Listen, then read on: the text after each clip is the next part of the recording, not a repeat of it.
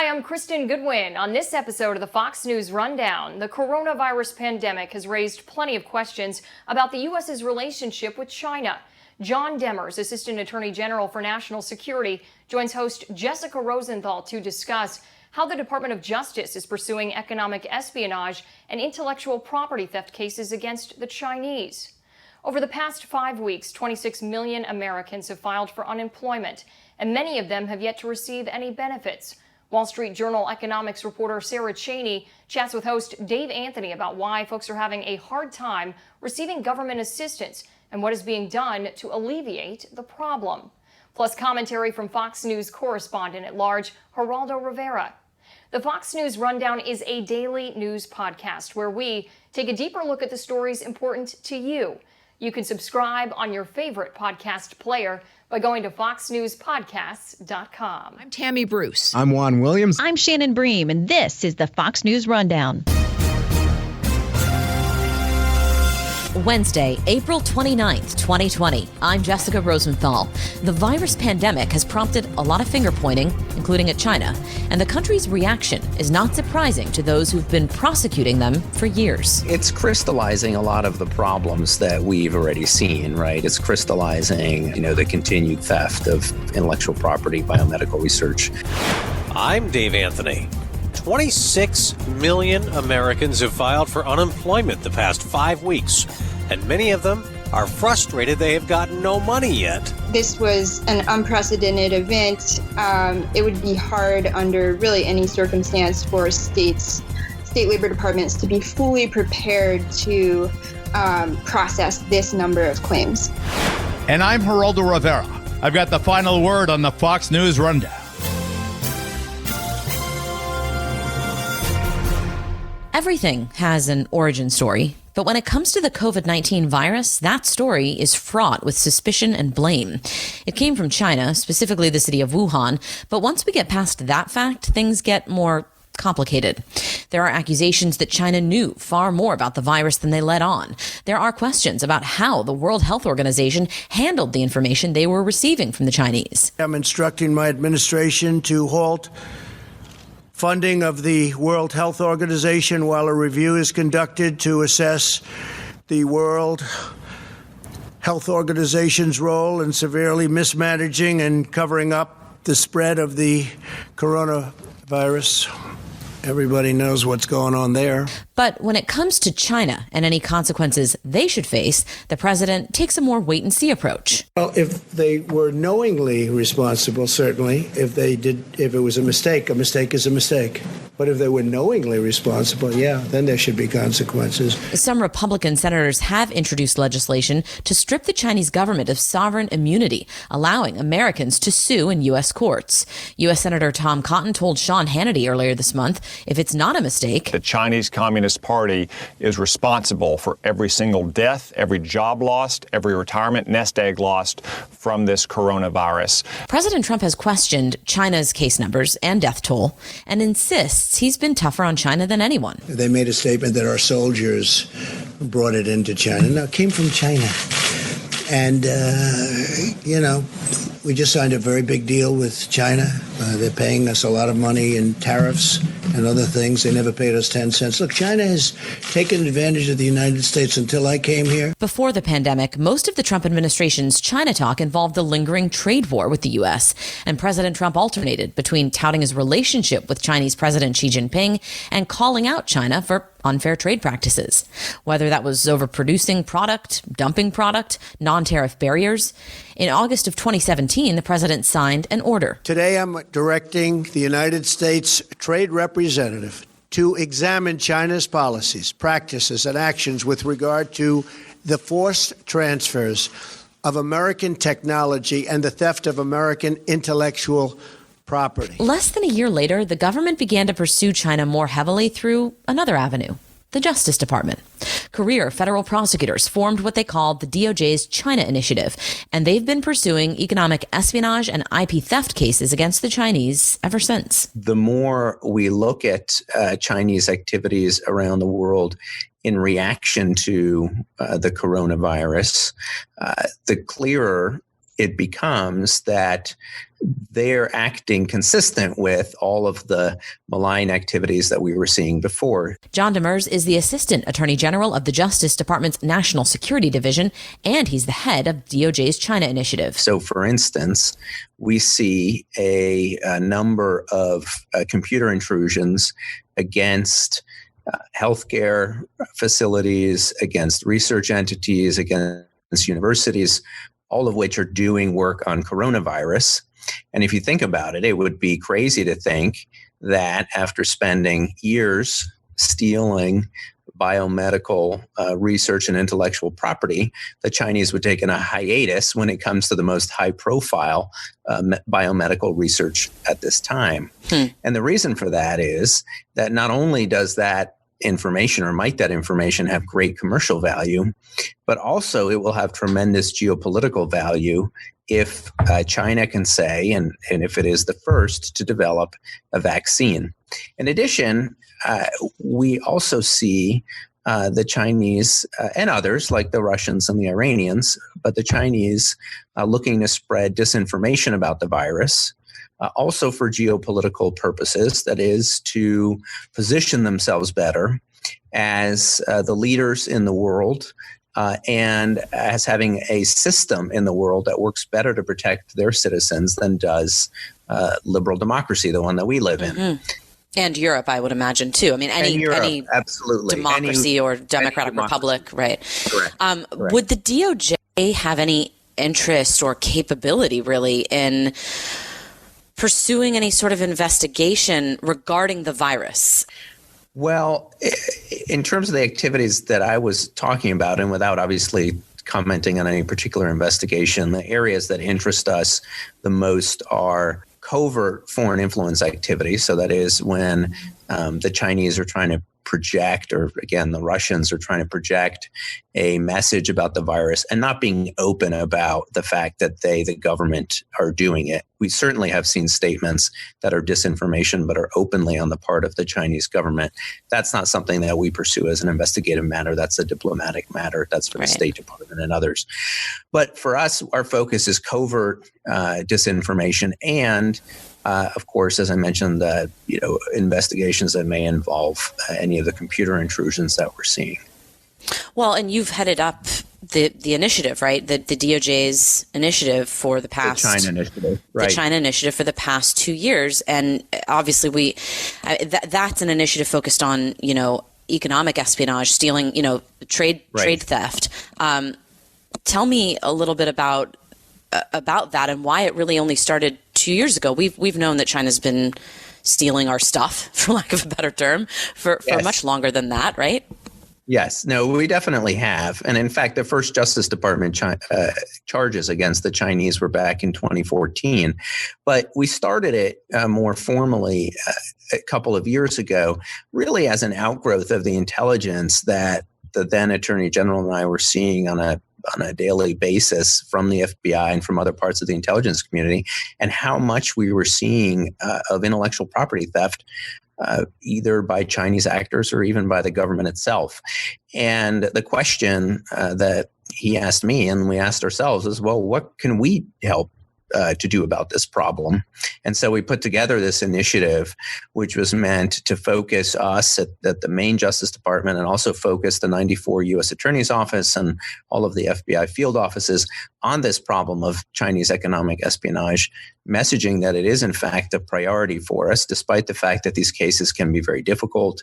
They can involve intelligence information, which can complicate matters if you're trying to make that into law enforcement evidence. And the numbers that an office will bring in any given year aren't going to be astronomical, but we wanted a message that this is where we wanted the department to put its resources and to focus on this behavior.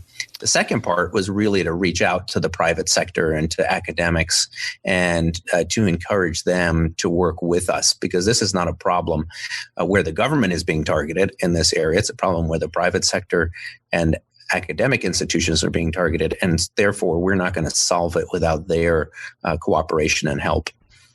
You guys ramped up this initiative as the administration was pretty hyper-focused on a trade deal with China. And I'm wondering, because we heard administration officials, including the president, talk often about trade theft, IP theft. And I'm wondering sort of how that dovetailed with the creation of the initiative. Was this initiative almost like a way of saying, you know what, world trade organizations and other world bodies that are supposed to be helping us out here, you guys aren't doing it. We need to.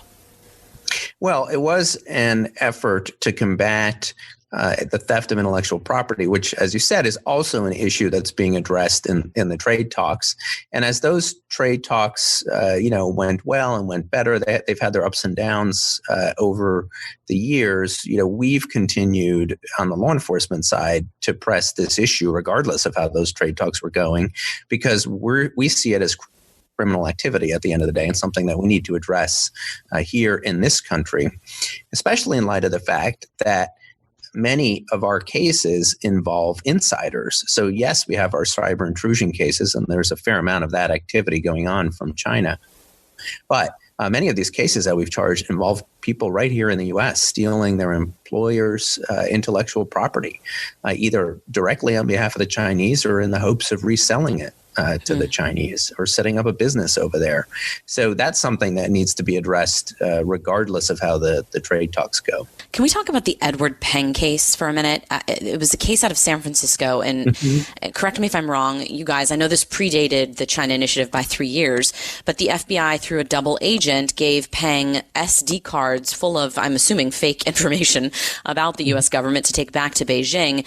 That seemed like a very challenging way to go to cultivate that relationship and then getting the wrong information back to the Chinese. But it's also the kind of thing I think Americans are hoping that we're doing. Can you share with us anything that came from that case, in that relationship and in getting the wrong information, hopefully, to the Chinese? Well, is that a tactic that's helpful? Yeah, the case itself, obviously the charges, are more recent, but the investigative activity had been going on, as you said, for a number of years. The purpose of undertaking that kind of investigative activity is to understand, in the first instance, is to understand how Chinese intelligence officers are operating in the U.S. Because one thing we know is Chinese intelligence officers don't want to come to the U.S. Because they realize that they're at risk when they come here and very vulnerable to the FBI.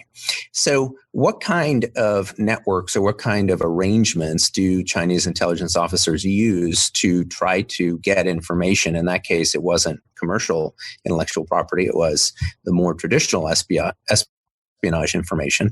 What kind of arrangements do they use? What kind of, what we call cutouts do they use? People who will be couriers of that information. What kind of tradecraft? In that case is fascinating. You see some very old school tradecraft, what we call dead drops, right? Where one person, in this case, goes to a hotel room, puts the information, leaves the hotel room. Another person comes into the same hotel room, takes the information, leaves the money, leaves. The other the two people never ever see each other, right? And learning how the Chinese are operating is the first purpose. And then the second is, once you think you've, sort of learned everything you can from that investigation, is to disrupt it, right? And to make the jobs of those intelligence officers harder. But also to, at the same time, see, the broader networks that may be being developed by those intelligence officers, the kinds of businesses they like to take advantage of to do that. What do you think this virus will do to our relationship with China? Do you think economic espionage, theft of IP will ramp up, will slow down? What do you think? If you had the crystal ball moment, where do you see this going? Yeah, I mean, it's crystallizing a lot of the problems that we've already seen, right? It's crystallizing for us, the continued theft of intellectual property, biomedical research. It's crystallizing China's increasingly muscular foreign influence activity. It's crystallizing the way that they use, aid to push a Chinese political agenda around the world. And so I think it's bringing a lot of these problems into stark relief. And, where this all goes will depend on not just how we react, but as you pointed out, how Europe reacts and how other countries around the world react. Well, I think those are my questions. Assistant U.S. Attorney General for National Security, John Demers, thank you so much for your time. Great. Thank you very much.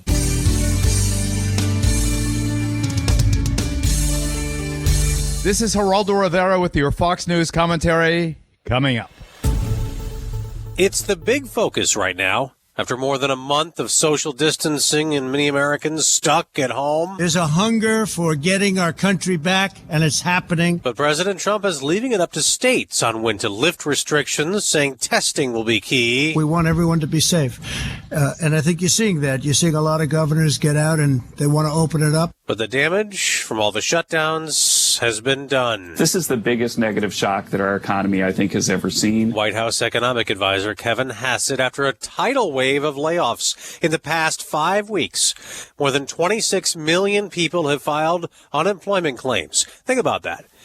It's more than all the jobs created in the U.S. in the last decade since the Great Recession ended. My heart aches for the businessmen and women who have not been able to work, who are looking at savings going down every day. Ohio Governor Mike DeWine is ready to lift some restrictions in his state Friday. It's hard to believe how fast this has all happened. The coronavirus was a distant, far-off problem in China in January. Now, the U.S. has more than 1 million cases, more than anywhere else in the world, wiping out an economy that was strong and an unemployment rate that was at 50-year lows. Before the coronavirus led to widespread business shutdowns in about mid-March, we were seeing record low levels of jobless claims. For at least a couple of years, they were around or just over 200,000 per week. Sarah Chaney is an economics reporter for the Wall Street Journal. There are still lots of people who are trying to apply for unemployment benefits, but have been unsuccessful just because a lot of these state websites and call centers are still overwhelmed. There have been a lot of people and a lot of stories written, and you've certainly followed this, that over the weeks of these layoffs that have led to these filings, people aren't getting paid, and it's taking a while. Some people have reported they make dozens of calls a day and never get answers. They get rejected online, or the website kicks them off, and then they have no application that goes through. So there's a lot of frustration. What is the problem as they go across? I mean, every state's different, but it seems like it's a lot of states having the same issues. This was an unprecedented event. It would be hard under really any circumstance for state labor departments to be fully prepared to process this number of claims. That said, a lot of states have very antiquated technology. We're talking, computer systems that are 40 years old. They're using, relying on code that is also decades old. And so these antiquated systems are just not, set up to be nimble and to handle this sudden surge of claims. And is there an added issue where even the people who work for the state to process the claims are probably not in the office either? They're probably at home dealing with technology, just like people who are filing are. Would that be true? That's a good point. Some states have definitely mentioned that it's, part of the whole transition process has been figuring out how do we operate within these sort of regulations and, new social distancing guidelines. And how many people could they possibly have to answer phones when you have millions of people trying to call? Right. So one thing that a lot of states have been doing is adding on a lot of staff or reallocating staff from other departments to help field calls. And And so I think that to some extent that is helping. But, when you're talking about a state like New York, where so many people have been laid off and are trying to file for unemployment benefits, staffing up can only do so much. Now, some of that frustration that's being felt around the country as millions of people still wait for their unemployment checks. I haven't even received my stimulus check. So I've gone 30 days with zero income. Jennifer Bailey is a hairstylist in Texas. I just want people to think about, how long can you keep your house and a business running off your savings, which you have in the bank right now? If somebody said right now you will make no more money for 30 days. It was in March when her salon closed. They promised us, because we're all self-employed, that we would get unemployment benefits. They talked about the PPP loans, all of those things. Well, we've repeatedly been denied for self-employment, even though we were supposed to be approved according to the economic impact package. She's referencing that $2 trillion economic stimulus bill that Congress approved, which includes enhanced unemployment assistance, an extra $600 a week to those out of work, in addition to the state benefits people can collect. It also allows people like Jennifer Bailey, who are self-employed, to file, or so-called gig workers or freelancers who typically did not qualify. The guidance generally is that if you're unsure, just try to apply for unemployment benefits. The states make the final call. You have written about how states don't have an unlimited amount of unemployment money, and some might soon run out or are in danger of doing that. What happens when a state doesn't have any more unemployment money? It's important to note that even when a state runs out of its own state trust fund money that pays out the regular unemployment benefits, they can tap into federal dollars. They make a request to the federal government for loans. In the last, or after the last recession, though, states were on the hook to pay that money back. So even though they're likely to take out a federal loan, they're still responsible for paying it back. Does Congress need to be in session to approve a loan for a state if it runs out? Congress doesn't need to approve any of these additional federal loans to replenish the state trust funds when they run out of money. A state's governor just submits a letter to the federal government asking for the funds. Okay, so the money just goes, and so no state's in danger in this crisis of running out of unemployment benefit money for all the millions who've applied. That's our understanding right now, yes. Now, this week, small businesses were able to start applying again for federal loans after Congress replenished the empty fund. If those companies use a big portion of that money to keep and pay their employees, the loans become grants that don't have to be paid back. Treasury Secretary Steve Mnuchin. So the first round impacted about 30 million workers. I think this round will be about the same. That'll be close to 50% of the private workforce. So when companies get that federal money, those that let workers go can bring them back. And Labor Secretary Eugene Scalia told Fox they need to return. The states will want to carefully administer these programs and make sure that the people receiving unemployment benefits are people who don't have an opportunity to work. Unemployment is not available for people who have been called back to their job, for example. And so we'll keep an eye on that as well. But it has got to be tempting to say no to your old boss. Since the extra federal unemployment amounts to $15 an hour in addition to the state assistance, that's a wage many people don't make at work. Well, there's been a lot of talk about and debate over the fact that there will be and there are many workers who are making more money on unemployment benefits when you factor in the extra $600 than they would, working their regular job. The federal government has made very clear that workers cannot quit their jobs because they want to get, more money on unemployment benefits. So that's not allowed. They would not be eligible for unemployment benefits. When we get into the month of May, We have on Friday rent due for a lot of people again, mortgage payments and all of this. And there's a lot of people who are out of work and still waiting for unemployment checks. Have you heard that it's getting better, that more states are finally handing out the money? States are definitely working through their backlogs. I think we've seen evidence of that in the most recent jobless claims report. States like Florida and Connecticut saw big jumps last week in last week's jobless claims report in terms of the number of people that were filing for unemployment benefits.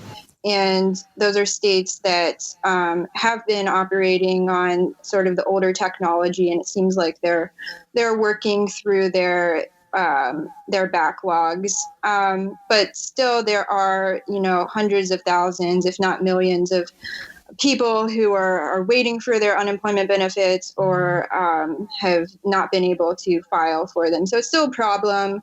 I think states are starting to catch up, though. Lastly, we won't get the monthly jobs report until a week from this Friday. So May 8th is when we'll find out the next one. What's the expectation for the unemployment rate rising from March to April? There are all sorts of different estimates. Some economists are saying it could approach Great Depression levels. Others are a little bit more optimistic.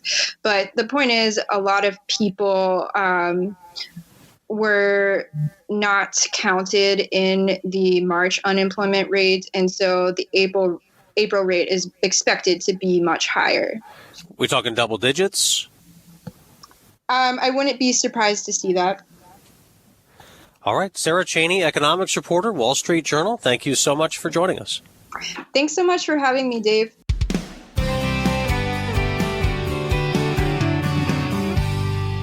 It's the Perino and Steyerwalt I'll Tell You What podcast. Dana Perino of The Five and Fox News political editor Chris Steyerwalt dissect the ins and outs of national politics. Subscribe and listen now by going to foxnewspodcasts.com. Rate and review the Fox News Rundown on Apple Podcasts or wherever you listen. It's time for your Fox News commentary. Geraldo, Rivera. What's on your mind? First, I want to talk about the absolute delight with which enemies of the president seized on the whole bleach fiasco. I think it's instructive. I think it reveals the eager, utter willingness to believe the absolute worst about President Trump. Everything he does or says will be construed by many in the media in the most evil, cartoonish way possible. A couple of days now have passed since the whole bleach thing, and I think most have come to the conclusion that the president's a lot of things, but he's not a dope. He surely knows that bleach is toxic. It'll kill you if ingested. I mean, the premise is so stupid, drinking or injecting bleach. I believe that most folks with a minimum of half a brain believed that the president was being droll and sarcastic. I certainly hope he was. Pressure on him and the governors to reopen the country. Hang in there. Our grim national nightmare almost over. Many states getting ready to ease social restrictions gradually beginning May 1st. That's a good thing, states reopening. Many folks, though, I think, will remain reluctant to go out to resume their normal lives. Not many will restart the old ways, absent a cure or a safe and effective vaccine. I think it's possible that restaurant takeout, shopping online, homeschooling, similar life changes might be semi-permanent for a while.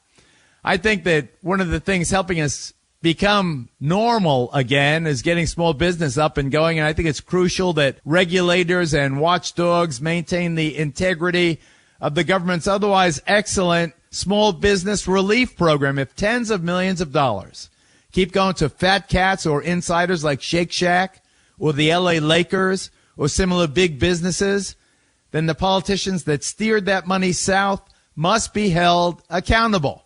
Big business is getting a vaccine or a cure. 80 efforts are going on in multiple countries working for a corona vaccine. 7 of those trials already being tested on humans. Oxford University has a vaccine that may be available, they're saying, as early as this September, just a few months from now. If only Big Pharma, attacked rightfully for their complicity in the opioid epidemic if they would just suspend their voracious profit hunger and join forces to get a vaccine up and moving as fast as possible to as many people as possible. Wouldn't that be nice? So the Oxford team, as I said, seems leading in the potential race for a vaccine. One roadblock, though, is that they have no agreement with American manufacturers right now. Big Pharma, based in America, usually, many of them, they're insisting on exclusive worldwide rights to any vaccine that they produce. I mean, you would think that this much maligned industry would do the right thing. You know, after the smear that they rightfully got from the whole opioid epidemic, let them do the right thing here, not insist on profiting from saving the world. So the nicer the spring weather, the more simmering the impulse to get out and about, restart your life, do it reasonably, follow the rules, maintain your social distance, wash your hands, forget about hugging or handshakes. We're in the final stretch. Let's not blow it now. I'm Geraldo Rivera reporting, Fox News.